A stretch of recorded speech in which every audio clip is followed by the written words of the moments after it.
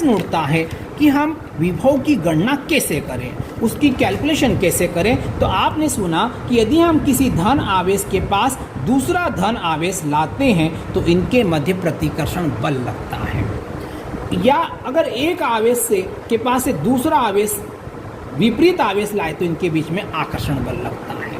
किंतु यह प्रतिकर्षण बल और यह आकर्षण बल अनंत दूरी पर यदि कोई वस्तु है तो उस पर लगभग शून्य होगा, क्योंकि बहुत ज़्यादा दूरी हो जाएगी, वहाँ पर उसके बल को नेग्लिजिबल हो जाता है, शून्य हो जाता है।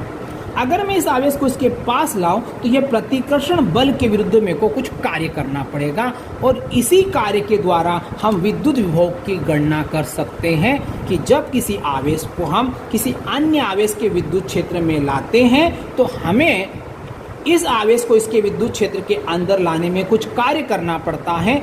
उस कार्य को ही हम विभव की गणना में यूज़ करते हैं। तो हम विभव का मापन करने के लिए एक विद्युत क्षेत्र लेते हैं। उस विद्युत क्षेत्र के अगर किसी बिंदु पर मेरे को विभव की गणना करनी है, इस बिंदु पर विभव की गणना करनी है, तो मैं एकांक धन आवेश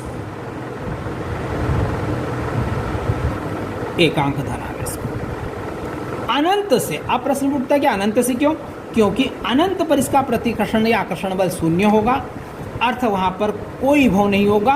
अनंत पर वस्तु का विभव क्या माना जाता है? शून्य। ये ऑब्जेक्टिव टाइप प्रश्न होता है कि विद्युत क्षेत्र से बाहर अनंत पर कोई आवेश है तो उस पर विभव कितना होगा, तो अनंत पर विभव कितना होता है? शून्य होता है। अब इस शून्य विभव वाली एक जगह है अनंत पर, वहाँ से इस एकांक धन आवेश को हम उठाकर यहाँ तक लाएंगे। उसके लिए हमको क्या करना पड़ेगा? कार्य करना पड़ेगा, और उस कार्य को ही हमने क्या नाम दे दिया है? विभव। तो परिभाषा हुई कि एकांक धन आवेश को अनंत से विद्युत क्षेत्र के अंदर किसी बिंदु तक लाने में जो कार्य करना पड़ता है वह उस बिंदु का विभव कहलाता है। अब इसको हम देख ले लिखित रूप में भी कि क्या हुई परिभाषा। तो परिभाषा हुई एकांक धन आवेश को अनंत से विद्युत क्षेत्र के अंदर किसी बिंदु तक लाने में किया गया कार्य उस बिंदु का विद्युत विभव कहलाता है। अब ये हमारा विद्युत क्षेत्र है, किसके कारण जनरेट हुआ? प्लस क्यू चार्ज के कारण। इस विद्युत क्षेत्र के अंदर एक बिंदु लिया हमने ए, और अब हम इस बाहर से अनंत कहाँ है? बहुत दूर, वहाँ से किसी एकांक धन आवेश को यहाँ तक लाएंगे। अब हम जानते हैं कि हमारे पास एकांक धन आवेश अगर नहीं है तो हमने परीक्षण आवेश कितना ले लिया?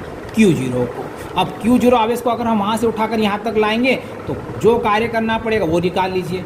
अब अगर हम Q0 आवेश पर कार्य निकाल सकते हैं तो एकांक आवेश पर भाग देके निकाल लेंगे। तो माना हमारे पास परीक्षण आवेश Q0 है, इस विद्युत क्षेत्र के अंदर एक बिंदु लिया, उस Q0 आवेश को इस विद्युत क्षेत्र के बिंदु A तक लाने में मेरे को यहाँ से यहाँ तक कितना कार्य करना पड़ा?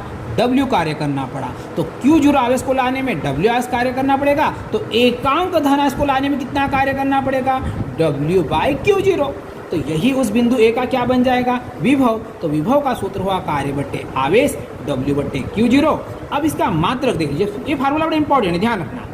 ऐसा पद्धति में विभव का मात्रक वोल्ट है, पर हम वोल्ट आया कैसे वो भी देख लेते हैं। विभव का मात्रक देखिए तो W ऊपर है तो W का मतलब कार्य का मात्रक, नीचे Q0 आवेश का मात्रक। W का मात्रक क्या होता है आपको पता है? कार्य का जूल, आवेश का मात्रक कूलाम, तो जूल प्रति कूलाम विभव का मात्रक हुआ।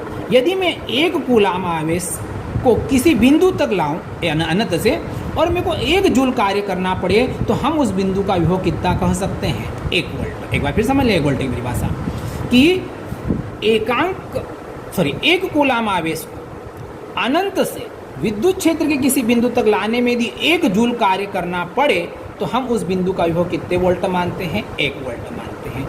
तो विभव का एसआई पद्धति में जो मात्रक होता है वो वोल्ट होता है।